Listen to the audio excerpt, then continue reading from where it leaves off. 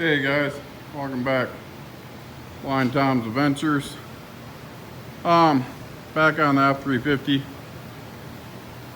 I had a couple things left to do. Yeah, it runs. I got the rear drive shaft all in. Moved the big trailer with it a couple times, but when I changed the front axle, as you probably remember, I had pushed out all the spring bolts with ball joint press. So the bushings look pretty bad. Should tape some of this last night. So doing spring pin bushings. As you can see, here's the front ones. I already did that one, took the shackle out, put a new one there. I was surprised how bad that both shackle ones were. They were pretty bad shape. So I got the rear one. I gotta finish doing that one and do the other one in the back. I'll show you guys. Sometimes I get excited and forget tape, so I'll show you guys how I did that. Jesus. But yeah, rear drive shaft's all in, brand new U-joints, carrier bearing. There's a couple things left. I needed to do the brake controller, wire that in, put that heat shield back behind the engine. I know I should have done it first, but I forgot. So yeah. See, I still got that back one to do. And like I said, I'll take you guys through and show you how to do it. That one's done. Okay guys, so it's a little bit out of order here, but I don't know if you can see that. But what I did was took the ball joint press. I'll show you on the other side, but pressed out the insert, pressed out the bushing. I got this collar left. Now what I'm using is polyurethane bushings that you have to remove that collar. So I used, of course it's tangled around my foot. Okay, well I use this air hammer. I don't really like this bit, chisel bit.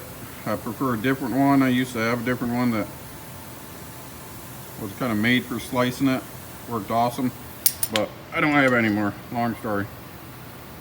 So what I do is, you can probably see it. I can feel that edge right there, the collar, on the outside of the collar. Take the air hammer and I kind of hit it on an angle, get it to fold.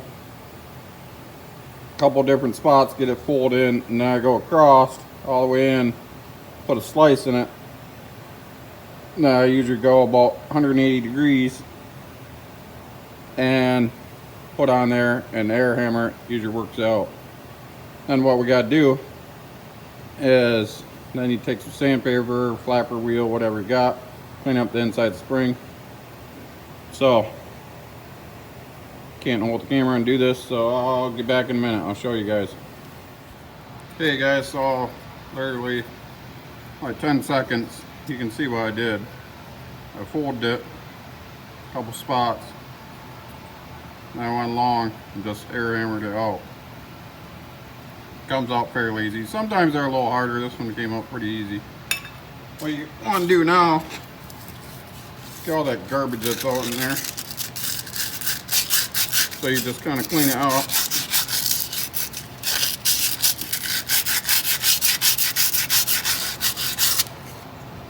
Sure you don't want to see me sandpapering the hole, so I'll be back in a minute.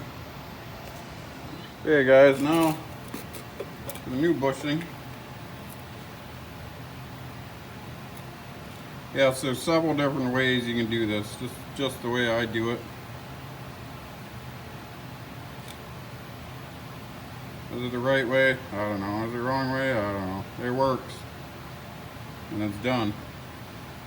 So, take the bushing, put a little grease on it.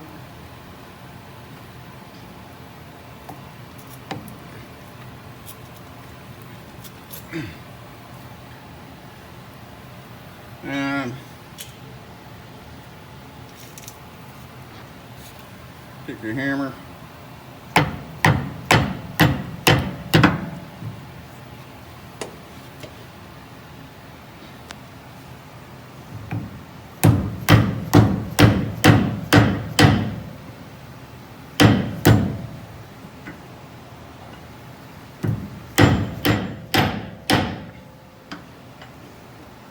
That one's in. Going in with block woods here because I lowered it down, undid my shock, and still wouldn't come down far enough. So I jammed a block of wood in there as a binding on the front drive shaft. Drove that block of wood in there, put the bolt here so even if something happens, it's not going to spring out and cut my finger off. So got it holding the spring down just a little bit. There's not that much pressure on there. So now I need to drive the other one in the back. Then, where is it? Right here. All you do, put a little oil in there, grease, and drive that in there. Okay guys, so this is what I set up to take them out. Got the ball joint press there. I got a bolt with some washers. So that way, if you use just the bolt, you push it in there and you push the rod out, but then ball joint tool gets stuck in there. So I put some washers on the bolt, 1/2-inch bolt. They're either 9/16 supposed to be in here, so a little bit smaller. Some washers, so I try to push out the insert and the bushing all at once. I used a shim back here. I don't know if you can see that. The back side for the ball joint tool. Once I press it a little bit, then I switch over to the bigger shim on the back to keep pushing it. Usually once I get this on there, I can get it far enough. I might have to hit it with an air hammer a little bit to finish it out, but that's why I use, like I said, this, you know, there's many different ways of doing it. This is just the way I do it. It works. You can push them out, and then you go back through, you got that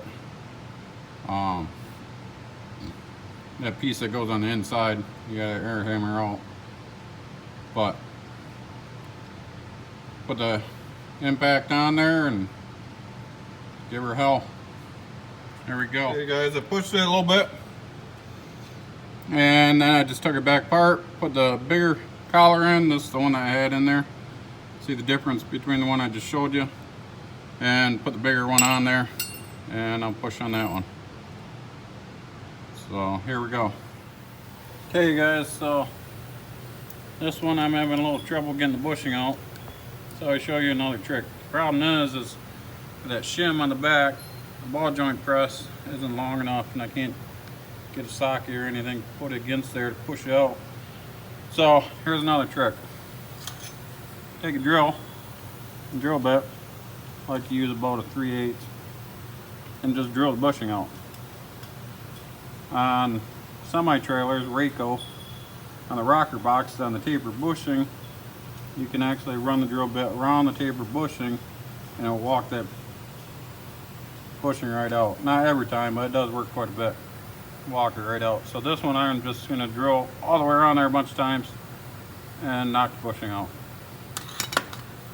Okay, so you see the drill bit, I just drilled out around there. Actually the drill bit walks around and walks out, caught a little bit of the bushing. No big deal. You need to bend it anyways with the air hammer. And like I said, on the other side, then you take the air hammer, drive that out, clean it up, install a new one. Easy peasy. Hey guys, so I got it back together. Always wait until you got the weight of the vehicle sent back down before you tighten your bolts. They say that if you tighten them first while it's hanging, they will actually twist the bushing when you put the weight down. So, thank you guys for watching. Remember, like and subscribe. Who knows what I'll be working on next. Don't let your disabilities hold you back.